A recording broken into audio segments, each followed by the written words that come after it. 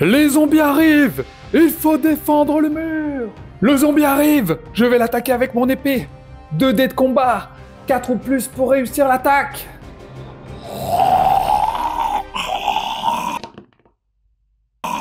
Ah! J'ai raté! Non!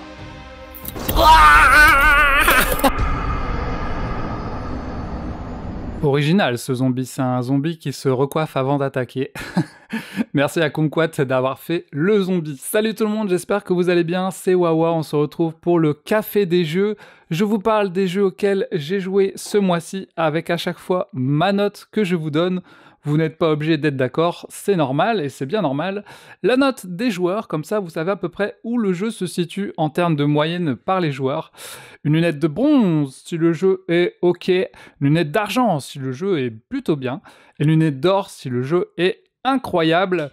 On va parler de jeux joués en solo, en duo, sur Board Game Arena, en multijoueur, tout type de jeu.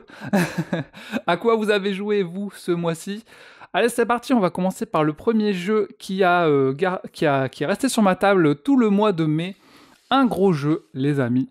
Ce jeu, c'est Zombicide White Death. Alors, j'ai fait des vidéos sur la chaîne, effectivement. Une vidéo unboxing, un short, parce que j'ai peint les figurines, j'ai fait un short sur les figurines peintes. La mission d'introduction, la mission 1 et la mission 5. Après, je suis pas allé au-delà de la mission 5, mais j'ai fait les autres missions hors cam. Je vous ai filmé ce Zombicide White Death. Je sais pas, je vais le mettre, elle est grosse et elle est lourde la boîte. On a 84 figurines, je crois, 84 ou 83, je sais plus. Et voilà, je vais vous expliquer tout ça. Alors, déjà, le jeu est noté par les joueurs 7,5. Alors, tous les jeux dont je vous parle sur la chaîne, ce sont des jeux achetés, il n'y a aucune boîte presse. Il est noté 7,5 par les joueurs. En fait, le problème, c'était que c'était un Kickstarter de Simone, Common, je sais pas comment vous dites, moi je dis Simone, Cool Mini or Not. Les gens ont eu le jeu en retard, il est sorti d'abord en boutique. D'ailleurs, moi, c'est une version boutique que j'ai achetée. Donc je l'ai reçu avant ceux qui avaient backé le jeu, qui avaient lâché 250 boules. Et du coup, les gens étaient en colère. Donc il y a pas mal de noter 1 ou 2 mauvaises notes parce que les gens sont en colère. Du coup, ça diminue vachement la note du jeu. C'est dommage parce que là, moi, je vais noter le gameplay, le plaisir du jeu, etc. et tout ce qu'il y a à l'intérieur. Alors, les miniatures, effectivement, il y en a plein. C'est du zombicide. Elles sont très belles. On a des zombies classiques, on a des zombies fatigue qui s'appellent maintenant les balaises. Enfin voilà, on a toujours finalement les mêmes zombies. On le voit pas là sur le côté, c'est quand on enlève le couvercle, on pourra voir les types de zombies. On a toujours les mêmes types de zombies. Finalement, ce qui va changer beaucoup dans ce zombicide, c'est le nécromancien. C'est lui qui va faire tout le sel du jeu, en fait. Alors, on est dans un univers médiéval fantastique qu'on retrouve dans Green Horde ou Black Pack. D'ailleurs, ils disent que c'est un peu la suite, finalement. Et l'abomination, elle est pas ouf parce que elle a 3 points de vie, ok, mais elle fait que 1 de dégâts. Par contre, elle peut grimper sur les murs. Et oui, effectivement, dans cette version, vous allez avoir un mur un peu à la Game of Thrones et tout, le mur. En plus, on est dans un univers un peu hivernal. Et du coup, vous pouvez grimper sur ce mur, vous pouvez aller sur le mur pour lancer des huiles en feu là sur tous les zombies pour les tuer. Donc voilà, il y a quelques petites mécaniques en plus comme ça. Mais finalement, tout ce qui va faire le sel du jeu, c'est le nécromancien qui, lui, en plus de faire apparaître une zone où il fait apparaître des zombies, il va faire propager une zone de corruption. Et cette zone de corruption, c'est super intéressant parce que déjà, quand le nécromancien va jouer, il avance la zone de corruption. Donc déjà, ça fait avancer en plus l'apparition des zombies qui va pas rester toujours au même endroit, mais qui va se déplacer en même temps que la corruption.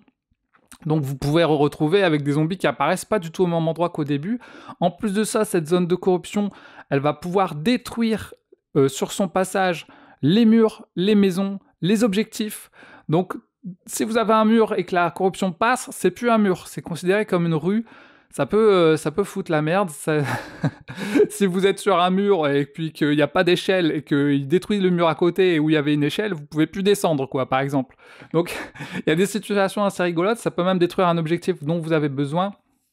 J'ai trouvé que le White Death gagnait un peu en dynamisme Parce que souvent dans les anciens zombicides, alors moi j'avais le premier zombicide de 2012, si vous avez suivi les vidéos, j'en avais parlé. J'avais le premier zombicide de 2012, j'avais un pote qui avait Green Horde, joué chez lui de temps en temps. Mais j'avoue que zombicide, ça m'avait un peu gavé.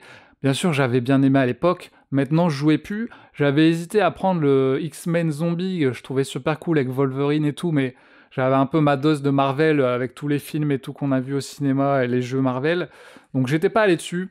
Donc quand j'ai vu le White Death, peut-être un des derniers zombicides qui va sortir, j'en sais rien, ça dépend si Simone continue ou pas, vu qu'ils sont un peu en difficulté dernièrement. Donc j'ai dit vas-y, je le prends, on verra si ça me plaît ou pas, parce que c'est vrai que moi j'en avais eu marre de Zombicide, j'y jouais plus. Donc en prenant son Zombicide, j'étais pas super convaincu au début, en le prenant surtout que j'avais pris Cthulhu Death Medaille au début de l'année, qui était incroyable, je lui avais mis une lunette d'or avec une note de 9, j'avais trouvé super cool, donc j'avais peur qu'en prenant ce Zombicide, je sois déçu. Et finalement, j'ai beaucoup apprécié mes parties, j'ai joué en solo. Alors en solo, vous jouez 6 personnages, puisque chaque mission, vous devez jouer 6 personnages. Alors, il y a toujours, vous pouvez faire des règles maison pour jouer genre que 4 personnages, et peut-être que vous leur mettez des armes en plus, vous faites apparaître un zombie en moins. Voilà, il y a toujours façon de s'arranger pour jouer moins de personnages. Je sais que sur le site de Simone, il y a une mission où tu joues que 2 personnages. La mission en anglais, mais elle est pas trop dure à comprendre. Donc, vous pouvez jouer en solo. Moi, j'ai joué en solo. D'ailleurs, c'est mon avis du jeu en solo. Et j'ai trouvé ça très bien, en fait. Je me suis pas ennuyé. J'ai trouvé ça bien. C'était plus dynamique que les anciens zombicides parce que t'as pas tout ce côté fouille. Forcément, ok, tu peux fouiller, mais il y a moins de maisons. Et en plus, les objectifs, souvent, sont des armes de crypte plus puissantes. Donc, souvent, tu vas aller chercher les armes des cryptes plutôt qu'à aller fouiller dans les maisons pour pouvoir avoir une grosse arme directe et aller défoncer des zombies. Et franchement, la corruption de ce nécromancien, c'est vraiment ça qui fait le sel du jeu. Tu vois la corruption avancée, en plus, si elle arrive au signal, il y a un signal à chaque fois dans la mission. Si cette corruption arrive au signal, t'as perdu la mission, donc ça te met une pression. Vous pouvez aller voir dans la première mission que j'ai fait sur la chaîne, j'ai perdu à cause de cette corruption qui est allée directement au signal. Alors faut faire gaffe parce que dans la pioche de zombies, il y a au moins 9 cartes nécromanciens, donc ça peut aller très vite en fait. Tu peux te faire surprendre si tu mélanges pas bien ton deck de zombies, parce qu'il y a beaucoup de cartes nécromanciens. Il y a aussi pas mal de cartes d'abomination. L'abomination est pas terrible, parce qu'elle fait que 1 de dégâts. Bon, elle a 3 points de vie, alors la seule façon de la tuer, c'est avec une build de dragon, ou en faisant tomber les pots de feu par-dessus les murailles. C'est une des seules façons. Sinon, elle n'est pas très dangereuse. Parce que je connaissais je crois que dans le premier même, la première abomination, elle te tapait, t'étais mort. Mais je sais qu'il y a une extension de Divine Beast où tu peux changer cette abomination avec des nouvelles abominations, dragons, etc., oiseaux. Ça peut être un peu plus intéressant. Mais là, on parle de la boîte de base. Alors, quelle note je lui mets et est-ce que ça vaut le coup? Je vais lui mettre la note de... Où est-ce que j'ai mis mon feutre? Alors, hop, je vais lui mettre la note de 8. Il est moche mon 8, mais c'est pas grave. J'augmente sa note. J'ai trouvé que c'était un bon zombicide. Si vous avez aucun zombicide, le White Death est une bonne porte d'entrée parce que vous avez les dernières règles mises à jour. L'univers médiéval fantastique est super cool. Si vous aimez un peu le Game of Thrones, un peu le Seigneur des Anneaux, un peu tous ces trucs-là, l'univers est vraiment cool. Univers médiéval un peu dans l'hiver, etc. Si vous aimez un peu les animaux aussi, les personnages animaux, voilà. Il y a tout ce qu'il faut, mais... Est-ce que je lui mets une lunette d'argent ou une lunette d'or? En tout cas, j'ai bien aimé. Alors, ça sera pas la lunette de bronze. Alors, franchement, j'hésite. Au début, je pensais lui mettre une lunette d'or, mais je pense que je vais lui mettre une lunette d'argent.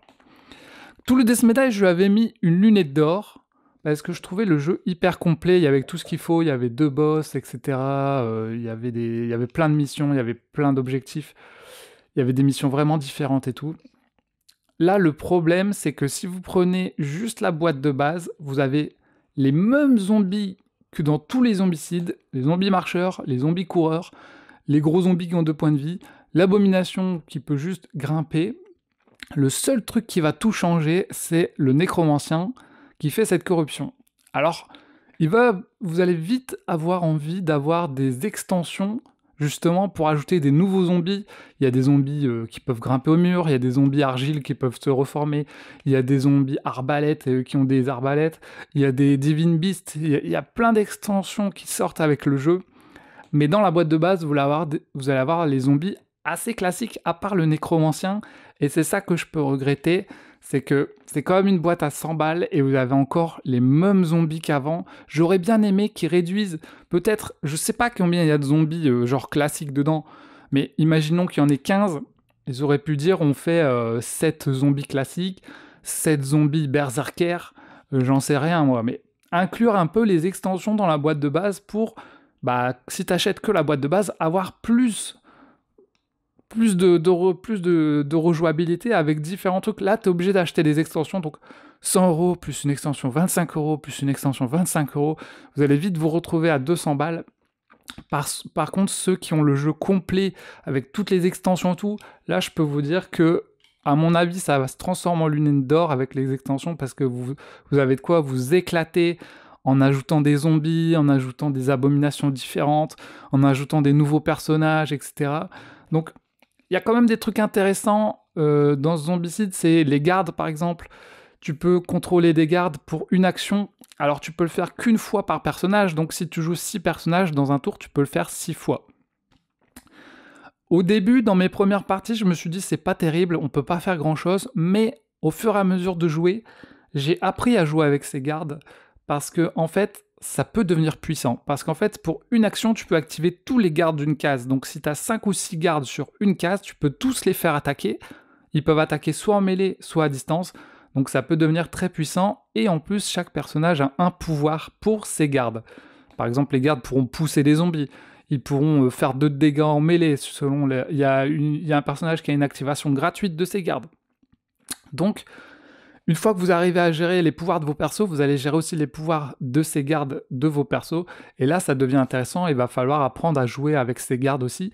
Et souvent, justement, dans les zombicides, quand tu avais une action en trop, tu savais pas quoi faire, tu passais ton tour. Et bien là, quand tu as une action en trop, tu peux utiliser les gardes. Soit les faire attaquer, soit les faire déplacer. Il y a des missions où il faut protéger les gardes, où il faut les faire fuir de la map.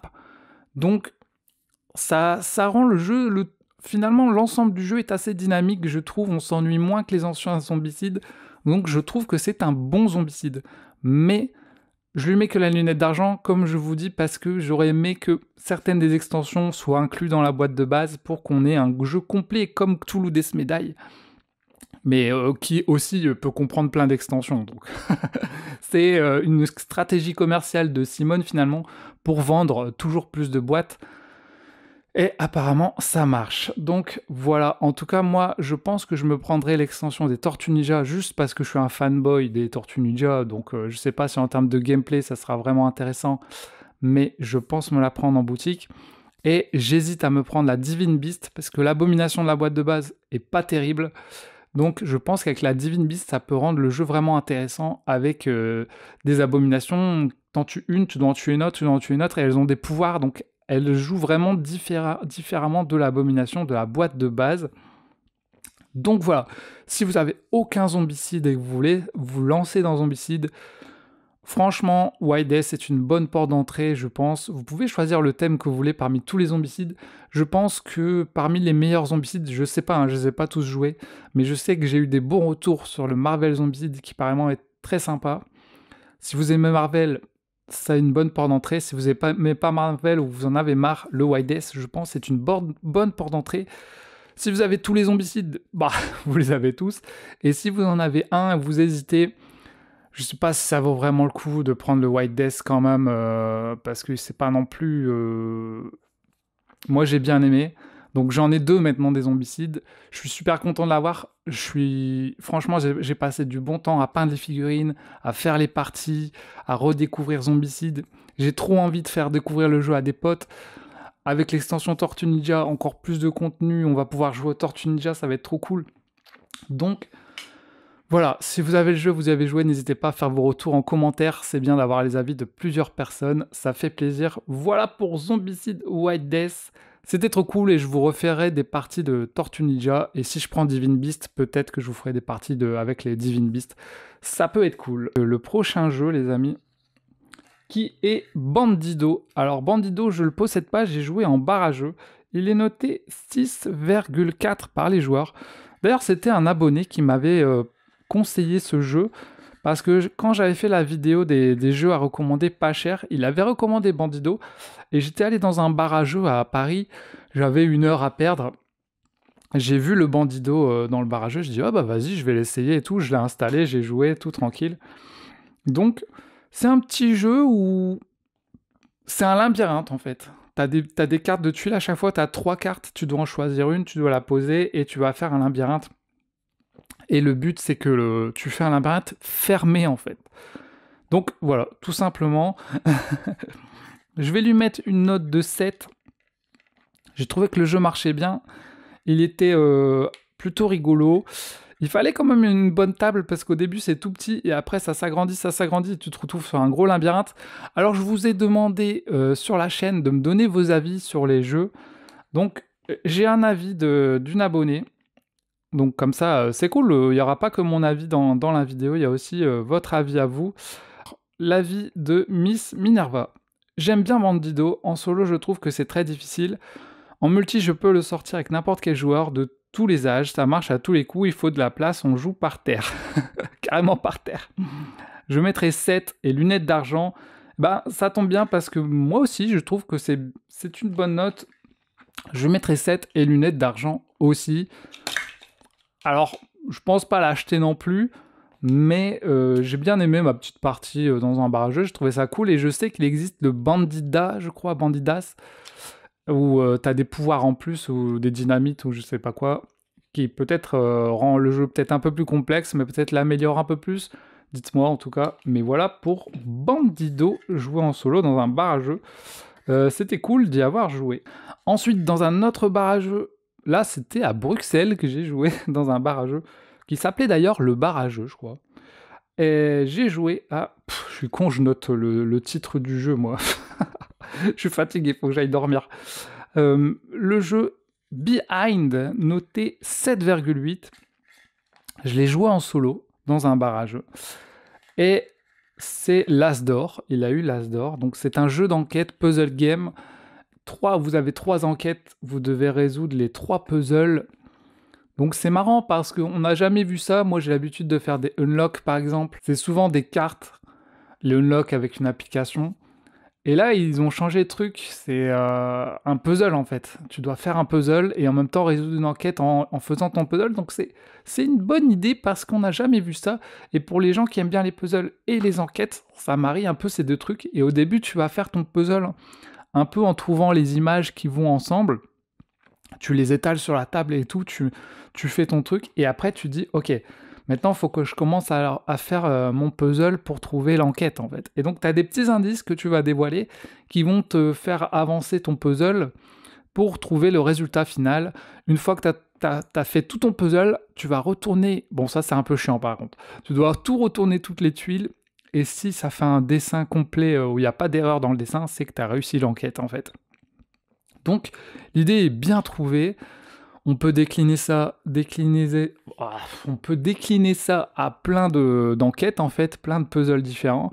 Donc sûrement qu'on verra d'autres boîtes, surtout qu'il a eu l'As d'or. Est-ce que ça méritait un As d'or? Je sais pas. Moi je vais lui laisser sa note. Sa note de 7,8. Je vais pas lui mettre plus parce que la première enquête j'ai beaucoup aimé. J'ai beaucoup aimé la première enquête dans un univers un peu au cambriolage, il faut trouver les méchants. Je trouvais ça super intelligent. La deuxième enquête, c'était en mode bande dessinée. Alors j'adore les bandes dessinées, mais j'ai moins aimé la deuxième enquête. J'ai trouvé au début, j'étais un peu bloqué et tout. En plus, quand t'es en solo, bah si t'es bloqué, t'as personne à côté qui peut t'aider. Donc c'est peut-être bien de le faire à deux, mais en vrai, en solo, ça marche très bien. Peut-être un peu moins aimé la deuxième enquête. Mais voilà, je lui laisse sa note de 7,8 et je vais mettre une lunette d'argent. Ça reste un jeu, t'as que 3 enquêtes, donc t'achètes un jeu, tu le fais 3 fois et après tu le mets au placard. Mais après tu peux toujours le revendre ou le faire découvrir à des gens, donc ça reste des jeux one-shot comme ça. Donc je suis content d'avoir joué en barrageux, comme ça m'a évité de l'acheter et puis voilà. Bonne idée. Maintenant, on aime ou pas, il y a peut-être des enquêtes où vous allez peut-être bloquer, ça va être un peu chiant. Donc, voilà, je trouve que c'était un bon petit jeu d'enquête. Je pense pas qu'il méritait l'As d'or, mais c'était une bonne idée, en tout cas. C'était une bonne idée, c'était cool, et les illustrations sont cool, le fait que la boîte est petite, c'est sympa. Donc, voilà pour Behind, et on continue, les amis, avec cette fois les jeux joués en duo. Correspondance, l'extension du jeu sur les traces de Darwin. Alors, vous avez pu le voir, j'ai fait une vidéo top 10 jeux en couple avec Kumquat. Et Darwin est un des jeux qu'on aime bien jouer en couple. Parce que c'est un beau jeu sur l'univers de Darwin, avec des animaux, un jeu un peu de collection, assez simple et familial. Le matériel est super cool. Donc quand j'ai vu qu'il y avait une extension, j'ai dit bah vas-y, je fonce la prendre. Et je trouve que donc Darwin, quelle note ils lui ont mis sur... il est noté, waouh, là on parle de l'extension, 8,4, waouh. Faut dire que si vous aimez Sur les traces de Darwin, vous allez aimer normalement l'extension, ça devrait pas poser de problème. Puisque ça améliore un peu le jeu finalement. Hein. Le jeton premier joueur qui servait juste à gagner 2 points, cette fois vous allez pouvoir le déplacer et gagner des bonus. Les trucs les petits carnets qui vous donnaient que 5 points, cette fois vous allez pouvoir gagner plus de trucs et vous allez pouvoir faire la course entre guillemets pour aller prendre les trucs selon votre ligne horizontale ou verticale. Les personnages maintenant ils sont séparés des animaux, je trouve ça plus logique. Tu peux les récupérer si tu as 2 lettres et si tu as 3 lettres, tu peux récupérer des animaux, donc tu peux avoir plus d'animaux que prévu dans la boîte de base à la fin du jeu. Donc une bonne extension, même si elle n'est pas indispensable, je trouve, tu peux jouer sans, c'est pas grave. Maintenant, le fait de jouer avec, ça apporte un tout petit peu plus, je trouve, mais voilà, si tu l'as pas, c'est pas grave, en fait, je pense. Mais c'est quand même une bonne expansion, le matériel est toujours cool, il y a des illustrations dans la boîte et tout. Dommage, la boîte est assez grande. Après, j'ai réussi à mettre toutes les extensions dans la boîte de base, et ça c'est cool, donc ça je la mets au placard. Donc, sur les traces de Darwin, je vais lui mettre une note de 8,1. Je lui baisse un tout petit peu sa note parce que je trouve pas qu'elle est forcément indispensable, mais il y a quand même... Ah ouais, voilà, le défaut que je voulais dire sur cette extension, c'est que vous avez des nouvelles tuiles animaux. Flamant rose, panda roux et tout, ça c'est très bien. Mais par contre, sur ces tuiles animaux, il y a les lettres et les petits points d'interrogation là qui vous servent dans cette extension. Sauf que ils vous disent de mélanger les animaux avec ceux de la boîte de base. Le problème, c'est que si vous n'avez pas ces animaux-là pendant votre partie, vous les avez pas, eh bien, vous n'avez pas les bonus, enfin, vous avez moins les bonus de votre extension. Donc, si vous jouez avec l'extension, il vaut mieux mettre les animaux de l'extension dans votre partie, en fait. Voilà, parce que les animaux de base n'ont pas ces petits pouvoirs de parchemin, de petits trucs. Donc, c'est peut-être le reproche que je lui peux faire, c'est que si vous jouez avec l'extension, eh bien, allez-y, il faut inclure les animaux de l'extension dans votre jeu. Et si vous les mettez pas, ben, vous allez perdre un peu du plaisir de l'extension. Donc voilà pour sur les traces de Darwin correspondance. Je vais lui mettre une lunette d'or, très bonne extension quand même, qui fait plaisir et qui rend le jeu encore plus cool. Donc voilà, et en plus il y a un panda roux et un flamant rose, donc ça fait super plaisir, voilà. Ensuite, en duo, on a Las Vegas, qu'on a joué en duo. Il est noté 7,2. Donc j'ai joué en duo avec Kumquat et avec mon père aussi. Et c'était cool, hein. C'est un jeu où vous lancez vos dés, vous placez vos dés dans les différents casinos. Et il y a aussi des dés qui appartiennent à la banque. Et les sous peuvent être apportés par la banque ou par vous. Celui qui a la majorité en fait dans chaque casino. Donc ça va être un peu une bataille. Ah, moi je veux rapporter ce casino, moi je veux rapporter celui-là. Parce que chaque casino va vous rapporter de l'argent, et il y en a qui rapportent plus que d'autres, donc il va y avoir un peu ce bluff bataille, ah moi je vais gagner celui-là, ah toi tu veux gagner celui-là, ok je te le laisse, moi je vais aller prendre tous les autres. Un peu ce style-là, et puis ça fait plaisir, il y a un petit côté Monopoly dans le sens où on récupère de l'argent et on est content d'avoir de l'argent, hein, même si c'est du faux. Donc voilà, c'était cool parce que j'ai pu jouer avec mon père qui est pas... qui a des problèmes de mémoire, etc. Et du coup, là, c'était un jeu accessible où il a compris, il était content, il s'est amusé, il a passé un bon moment. Et j'ai joué avec Kumquat, elle a bien aimé. Donc, un petit jeu comme ça pour passer des bons moments en famille et tout. Même si on a joué qu'à deux, j'aimerais beaucoup jouer avec plus de monde. Je sais qu'il y a une extension aussi, peut-être que je me la prendrai. Mais ouais, ça marche bien, c'est rigolo. Je pense que ça peut marcher avec la famille et tout. Si vous avez envie de balancer des dés et de manipuler des faux billets. Donc, bonne pioche, je suis content de l'avoir, même si la boîte est dégueulasse. Franchement, changez-moi cette couverture. Ou c'est peut-être fait exprès que c'est kitsch. Mais du coup, je vais lui mettre ma note 7,2. Allez, je vais lui augmenter un peu sa note, hein, le petit Las Vegas. Je crois qu'il est assez vieux hein, quand même. Il n'est pas de toute jeunesse, le petit. Je vais lui mettre une note de 7,6 et je vais lui mettre une lunette d'argent. Lunette d'argent, une bonne lunette d'argent, quoi. Il est cool quand même, ce petit Las Vegas. Voilà pour Las Vegas. Le prochain jeu joué en duo, c'est Salade de points, petit jeu que j'avais acheté en vente flash, vraiment pas cher, chez Gigamic. Donc c'est un petit jeu de cartes hyper simple. Vous allez soit pouvoir choisir des cartes objectifs qui vont vous donner un objectif, ou soit choisir 2 légumes. Et les objectifs, c'est du genre, bon bah si t'as des laitues, t'as autant de points. Si c'est toi qui as le plus de carottes, t'as autant de points, etc. Donc voilà, il y a ce petit truc où tu dis, ouais, soit je prends des objectifs, soit je prends des légumes. Quels légumes je prends? T'as aussi une option où tu peux transformer un de tes objectifs s'il marche pas en légumes. Les cartes sont assez rigolotes, c'est des légumes quoi. Le jeu est noté 7,1. Ça a bien marché, on a passé un bon moment parce que Kumquat me disait, je dis, on fait une soirée jeu, on fait une soirée jeu. Je lui dis ça souvent, hein, elle en a marre. Elle me dit, oh ouais, j'ai pas trop envie de jouer à un jeu trop compliqué et tout. Je dis, bah ok, bah salade de points. Elle me dit, c'est quoi encore ce nouveau jeu? Eh bah, elle a bien aimé parce que c'était pas compliqué. Et ça, si vous avez envie de passer une soirée avec des jeux pas compliqués, petite salade de points, ça fait plaisir. Donc je vais lui mettre la note de 7, virgule quoi? Mystère. 2. Allez, j'augmente un tout petit peu sa note. C'est pas non plus le jeu de l'année, c'est pas incroyable, mais tu passes un bon petit moment et puis ça fait toujours plaisir de voir des légumes. Ça donne envie de manger des légumes en fait. Je vais lui mettre une lunette de bronze pour salade de points. Petit jeu sympa, choisissez les meilleures combinaisons de légumes. Incroyable.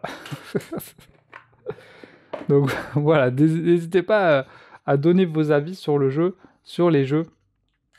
Et puis si vous les cherchez, je vous les mettrai en description. Voilà pour les jeux joués en solo et en duo. On va passer aux jeux joués en multijoueur. Paf! Detective Club, un jeu d'ailleurs qui se trouve plus en boutique, je pense, en tout cas dans plus beaucoup de boutiques. Et je vais vous parler de l'extension Détective Noir que j'avais acheté aussi en promo pas cher, qui rajoute 80 cartes au jeu de base qui avait déjà 168 cartes. C'est écrit petit, hein, putain. C'est écrit petit. Waouh, la boîte s'ouvre. Merde. Donc grosso modo dans le jeu c'est Dixit quoi. Vous avez des cartes comme ça comme dans Dixit. La particularité de Detective Club c'est que vous allez devoir trouver qui est l'intrus. Donc il y a vraiment ce côté qu'on retrouve dans différents jeux où il y en a un c'est l'intrus. Donc là il n'a pas le thème donc il doit se démerder pour pas se faire repérer par les autres. Et vous allez devoir voter pour qui vous pensez qui est l'intrus. Donc c'est rigolo mais c'est pas un jeu que je sors souvent dans ma collection. Je sors très rarement, surtout que j'ai Dixit Disney maintenant. Donc Dixit Disney, ça marche un peu mieux. Les gens, ils aiment bien Disney et tout. Mais dans Dixit Disney, vous avez que à peu près, vous avez moins de 100 cartes. Je crois qu'il y a 80 cartes. Alors que là, il y en a 168 plus là 84. Donc vous avez beaucoup de cartes pour renouveler le jeu. Maintenant, voilà, l'extension, c'est juste des nouvelles cartes. Donc, c'est pas l'extension vous ajoute rien de nouveau dans le jeu. C'est juste des cartes en plus que vous pouvez utiliser aussi dans Dixit ou même dans Dixit Disney. Donc, bah voilà, l'extension, c'est juste des cartes. Après, les illustrations sont très jolies et il n'y a pas d'intelligence artificielle, c'est des artistes. Donc ça, c'est cool. L'extension est notée 7,8. Au début, j'avais mis 7. Allez, je vais lui mettre 7,5 parce que ça fait toujours plaisir de ne pas avoir d'intelligence artificielle. Après, c'est un vieux jeu hein, quand même, c'est pas un jeu tout neuf. Et je vais lui mettre une lunette de bronze pour l'extension Detective Club Noir qui rajoute des nouvelles cartes, mais pas de nouvelles mécaniques. C'est pour ça. S'il y avait eu des petites nouvelles mécaniques en plus, il aurait pu mettre plus de... J'aurais pu mettre plus. Mais en vrai, on a passé un bon petit moment, même si c'est un jeu que je sors assez rarement. Je le sors, c'est un peu comme Dixit, hein. Je le sors quand on est beaucoup et qu'on veut un jeu un peu calme, parce que un jeu pas forcément d'ambiance où tout le monde rigole, quoi qu'on on a quand même rigolé en vrai un petit peu. Voilà. Après, le but c'est d'essayer de trouver des thèmes pas juste nature, c'est de trouver des thèmes un peu plus rigolos quoi. Donc dans les jeux joués sur Board Game Arena, j'ai joué à Toy Battle. Alors on en a entendu beaucoup parler de Toy Battle. Ça a fait tout un pataquès, comme beaucoup de jeux de duel de cette année 2025. Toy Battle est noté 7,5. Donc au final, on a entendu beaucoup parler, mais il n'a pas une note si incroyable hein, pour un jeu où tout le monde dit que c'est super. Bon, j'augmente quand même sa note. Je mets 8 parce que effectivement, c'est un bon jeu de duel. C'est un bon jeu de duel. Alors, on a un avis d'un abonné, Bastos, salut, qui nous dit Toy Battle est un jeu très compétitif, comme dirait notre voisin belge à cravate. Il valide haut la main tous ses objectifs. Accessibilité, petit prix rapide à mettre en place, rapide à comprendre, rapide à jouer, addictif. On a toujours envie d'en refaire une. Facile, une partie dure quelques minutes. Qualitatif, la DA et le matos sont parfaitement adaptés et très de bonne qualité. Rejouabilité, une profondeur de gameplay respectable, 8 modes de jeu. Le seul défaut, on peut lui trouver la part de hasard, mais c'est plutôt un point fort dans cette catégorie jeu grand public, car le hasard ajoute à la rejouabilité et à l'accessibilité. T'as reçu le jeu gratuit ou comment ça se passe? Bref, un futur classique sans doute qui n'est pas prêt de prendre la poussière. Verdict, lunettes de diamant. Bastos, j'ai pas de lunettes de diamant, mais lunettes d'or, du coup, tu lui mets, ok. Bah écoute, moi je vais lui mettre... ouais, je lui mets lunettes d'or aussi. C'est un bon jeu de duo. On a des bons jeux de duo cette année-ci. Leaders, Toy Battle, Zenith, plein de jeux duo cool. Vous pouvez choisir celui que vous préférez. Je trouve pas la DA incroyable. Les petits jouets, bien sûr, c'est les jouets, donc c'est rigolo. Il y a un côté Toy Story, etc. Mais et du jeu vidéo aussi. En plus, j'ai regardé juste avant et j'ai oublié la Crash, je sais plus quoi. Et ouais, je trouve pas la DA incroyable, mais en fait, ce qui est marrant, c'est que vous connaissez le Monopoly. Le Monopoly, ils l'ont adapté sous plein de licences différentes. Et ben en fait, Toy Battle, ils peuvent faire ça aussi en fait. S'ils veulent, ils peuvent l'adapter dans plein de licences différentes. Ils peuvent faire un Toy Battle Dragon Ball. Tu remplaces le dino par Vegeta et le canard par Son Goku. Et t'as un Toy Battle Dragon Ball. Tu peux faire un Toy Battle Serzano, un Toy Battle Marvel. Tu peux transformer ce Toy Battle dans plein de licences différentes et dans plein de styles différents. Tu peux faire un Toy Battle Cthulhu Death Medaille. Donc ça peut devenir intéressant parce qu'on peut le transformer dans... En fait, s'ils le veulent, quoi. Ils peuvent faire des extensions, mais ils peuvent aussi faire des Toy Battle dans des univers peut-être plus adultes ou complètement différents, un Toy Battle manga. Donc là, ça peut être super cool. Et c'est vrai que le jeu marche bien. C'est vrai, j'ai joué sur BGA, je le possède pas. Je ne sais pas si je le prendrai parce que les jeux de duel, en vrai, j'y joue pas. Et c'est vraiment encore un jeu où il faut avoir envie de battre ton adversaire et envie de progresser, de, de poncer le jeu. Donc il y a des gens qui aiment pas ça. Je sais que Kumquat, par exemple, elle aime pas ce genre de jeu d'affrontement. Donc voilà, maintenant vous avez tous les styles de jeu. Moi je sais que Kumquat, elle aime bien les jeux de coop. Moi les jeux d'affrontement, j'adore et c'est pour ça que j'y joue sur BGA pour trouver des joueurs avec qui jouer. Donc voilà, j'ai bien aimé Toy Battle. Je mets ma petite lunette d'or. Pour le Toy Battle, ça fait plaisir et j'aimerais beaucoup voir Toy Battle dans un autre univers, peut-être plus adulte, pour changer des jouets avec le graphisme un peu Fortnite, quoi. Mais voilà, bonne idée et bien joué pour le jeu. Après, faut l'aimer, hein, ça plaît pas forcément à tout le monde, il faut aimer ce style. Mais ce qui est cool, c'est qu'on peut jouer gratuitement sur BGA pour voir si on aime bien. Ensuite, j'ai joué à Symbiose. Symbiose, le petit jeu de cartes avec des animaux, il est noté 6,6. 6,6 pour Symbiose. Il n'a pas une tant grosse note que ça, Symbiose. Donc finalement, Symbiose, c'est... Est-ce que quelqu'un m'a laissé un avis sur Symbiose? Oui. Il y a Terre Sauvage qui a dit « très agréable ». Voilà, merci pour ton avis, Terre Sauvage. Je pense que tu pourras bientôt être youtubeur. Critique de jeu. Donc, effectivement, Symbiose, très agréable. J'ai joué parce que j'ai fait un tournoi sur BGA et j'ai failli arriver à la fin. J'ai gagné 4 parties sur 5. Et donc, vous pouvez quand même vous en sortir si vous gérez bien. Il y a beaucoup d'aléatoires quand même parce que des fois, si vous avez que des animaux qui vous donnent 2 points et que l'autre derrière, il récupère des animaux qui donnent 4 points, vous avez moins de chances de gagner, quoi. Mais c'était vraiment quand j'ai joué, j'ai dit, en fait, c'est Skyjo le truc. Mais le truc intéressant, c'est que à droite, ça marche avec votre voisin de droite et vos deux cartes à gauche marchent avec votre voisin de gauche. Donc c'est ça qui est intéressant. Les animaux, les cartes ont l'air jolies. Peut-être que je me le prendrai celui-là pour jouer avec la famille. Ça coûte pas très cher, une dizaine d'euros. Je me le prendrai peut-être pour jouer avec la famille, pour leur faire découvrir. Je vais lui mettre une note de 7,5 parce que, en fait, à force d'y jouer pour faire les tournois, j'ai apprécié. J'ai commencé à apprécier le jeu et à trouver ça sympa. Donc voilà.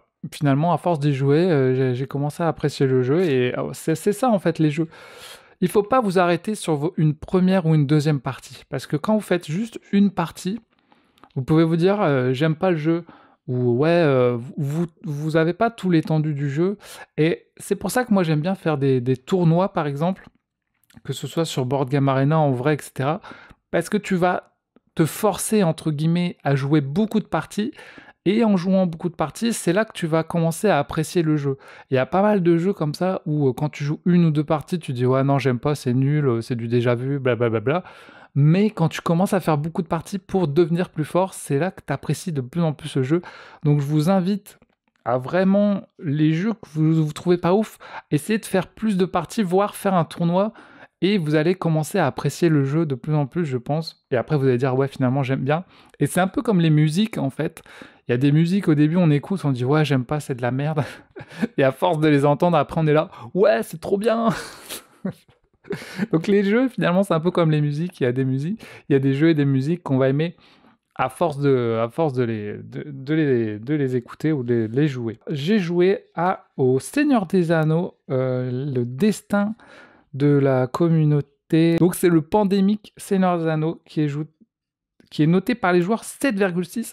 Alors je lui donnerai pas de note. D'ailleurs Symbiose, je lui ai donné une note de 7,5 à Symbiose et je lui avais mis une lunette d'argent pour Symbiose. Pour le Seigneur des Anneaux, les gens lui ont mis 7,6. En fait, j'avais vu sur Ludum à moins 15%, donc j'hésitais à me le prendre, mais c'était quand même plus de 50 balles la boîte. Et ça me fait penser au jeu qui est derrière, parce que j'ai le Pandemic World of Warcraft, qui coûtait de base 60 € et que j'avais trouvé en promo à 22 €, je crois. Et même à 22 €, j'étais un peu déçu du Pandemic World of Warcraft, surtout en solo, parce que en fait, fallait lancer des dés, aller faire des quêtes, lancer des dés. C'était chiant. Finalement, au début, mes premières parties, j'ai apprécié, mais après, je me suis vite boring, ennuyé, quoi. Et celui-ci, le Seigneur des Anneaux Pandémique, j'ai trouvé plus intéressant que le Seigneur des Anneaux World of Warcraft. J'ai trouvé plus intéressant. Il est aussi plus complexe, il y a plus de règles. N'hésitez pas à aller l'essayer sur Board Game Arena. L'avantage sur Board Game Arena, c'est que vous avez toute la mise en place qui est faite, le jeu vous aide un peu au niveau des règles parce qu'il vous propose les options. On avait joué à deux avec Willow, un abonné. C'était cool de jouer à deux parce qu'en fait, quand tu joues à deux, tu as deux personnages chacun. On peut dire même 3 parce que par exemple t'as Frodon et Sam qui comptent que pour un personnage mais qui sont 2 en fait. Et tu joues 2 personnages chacun et tu peux sur un personnage jouer 4 actions et sur l'autre jouer une action. Et tu peux inverser, hein, c'est pas toujours pas les mêmes. Et c'est cool parce que tu peux faire du déplacement, tu peux faire tes pouvoirs, et tu dois réfléchir sur... Il y a tout cet aspect où tu dois emmener Frodon et Sam au Mordor pour détruire l'anneau, comme dans le film. Donc ça, j'ai adoré sur la grande map, devoir aller envoyer Frodon au Mordor. Tu sais qu'il va falloir éviter les monstres. En plus, il te faut des sortes de capes pour aller là-bas au Mordor. Des capes que tu vas devoir, faire des actions pour pouvoir les récupérer. Tu as des petites cartes qui te donnent des symboles. Il y a tout un aspect avec les symboles comme ça où tu vas avoir besoin de ces symboles pour faire des actions, pour recruter des alliés, etc.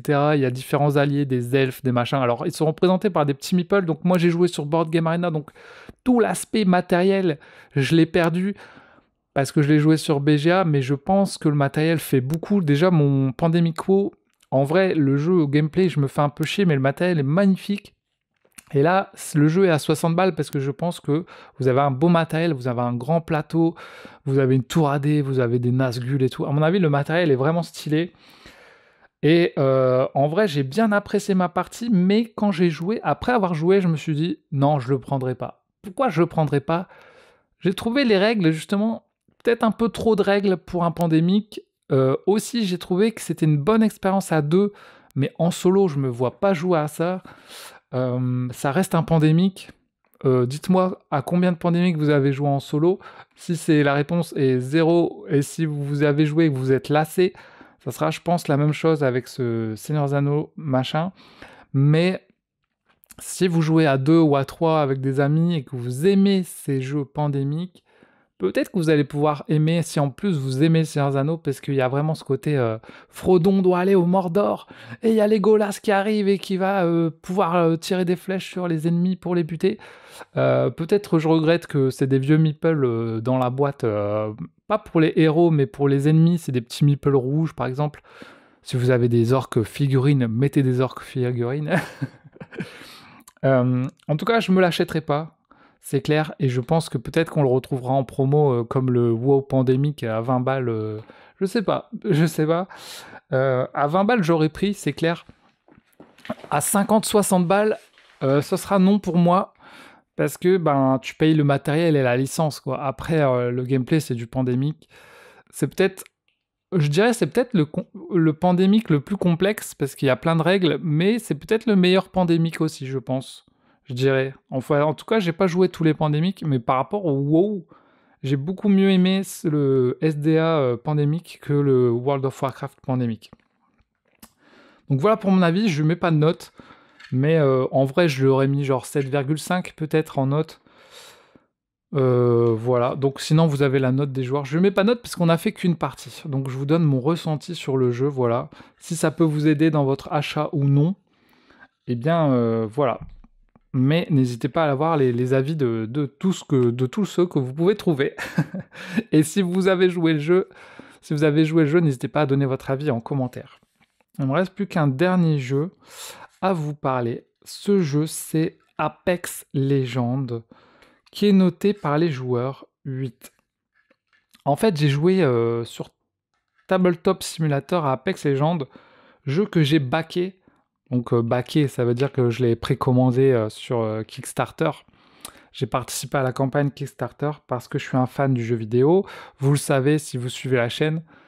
J'ai plus de 1600 heures sur le jeu vidéo, donc je connais bien l'univers, les armes, les personnages, la façon de jouer, etc. Je connais même les personnages dans leur début, parce que comme c'est un jeu service, le jeu vidéo, c'est comme Fortnite en fait, il évolue au fur et à mesure.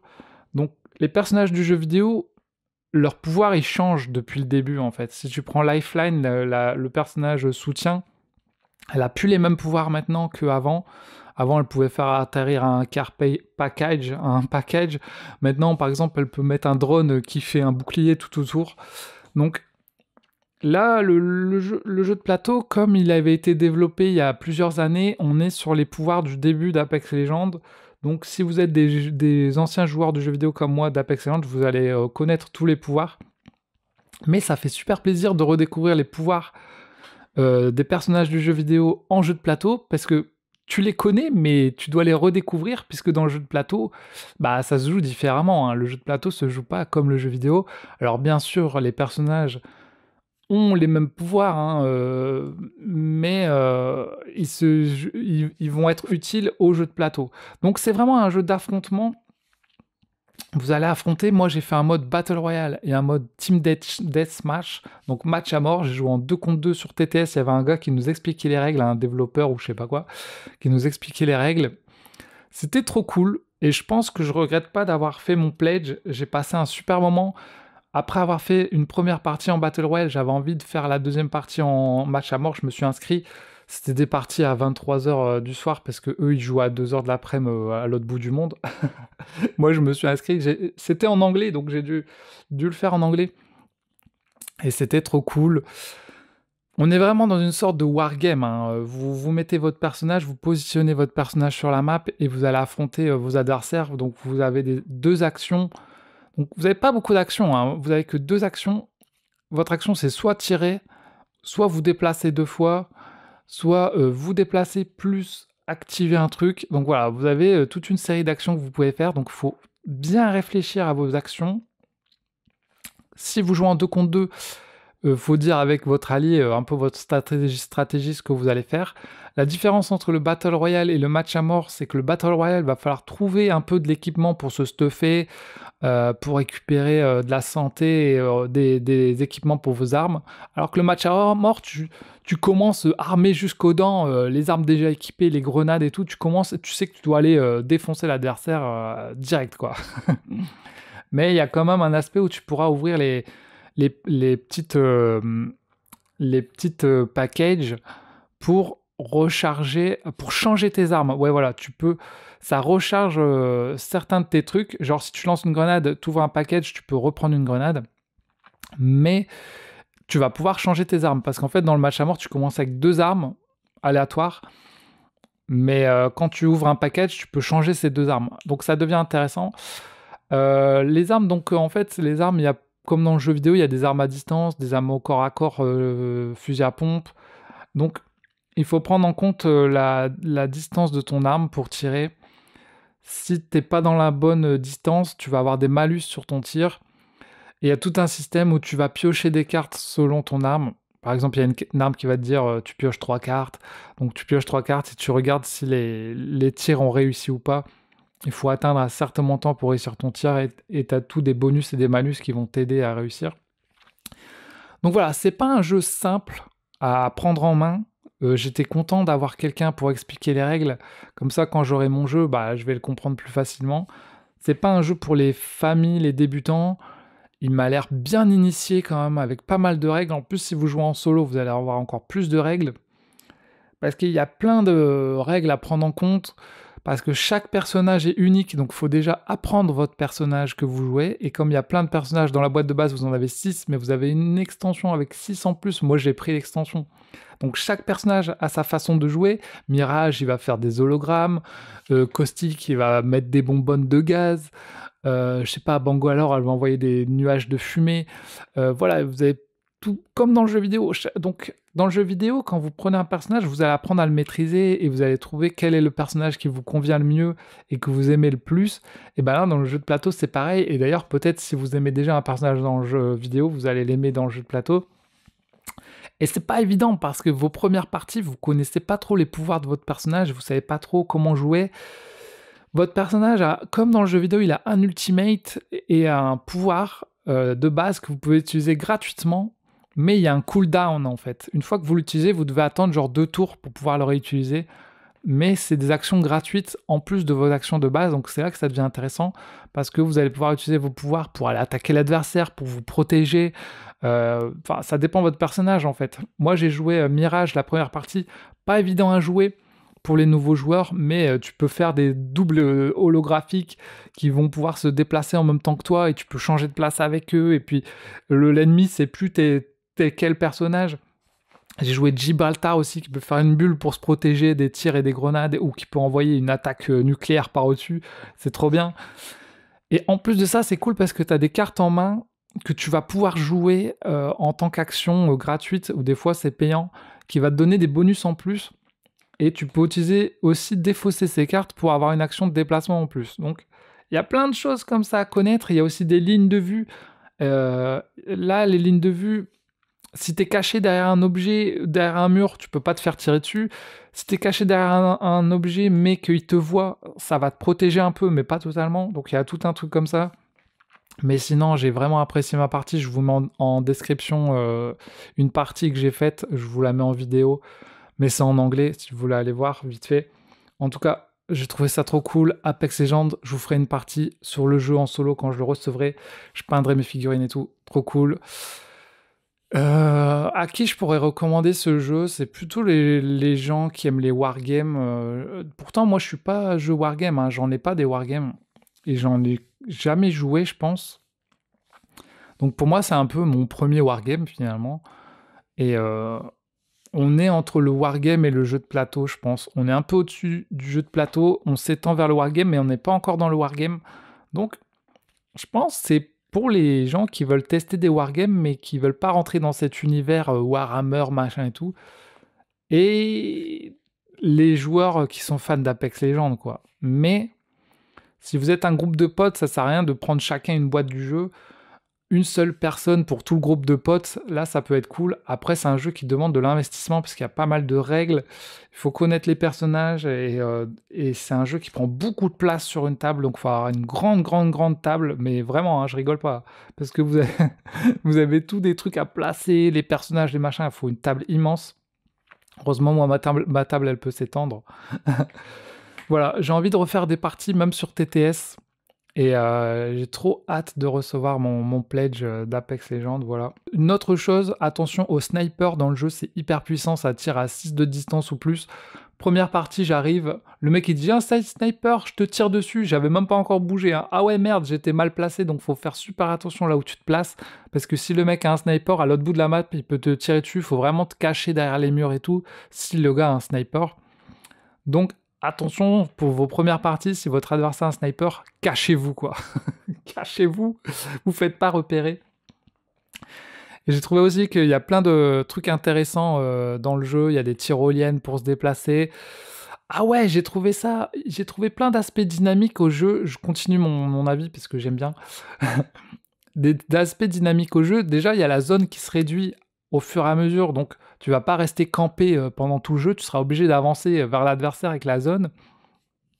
Mais vous avez aussi des événements qui vont se passer pendant la partie, des cartes d'événements qui vont vous dire, par exemple, si vous restez sur les toits, vous allez prendre du dégât. Donc ça va forcer les gens, par exemple, à descendre des toits.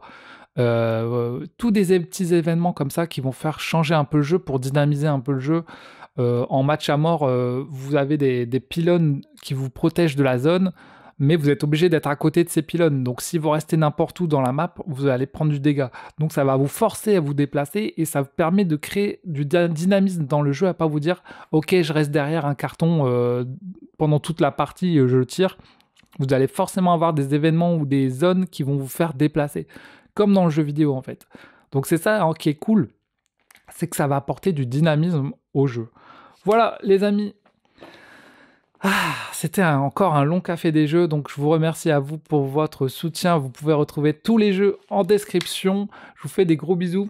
Je vous mets des images du concert que j'ai vu cette semaine. Allez, ciao tout le monde. Salut!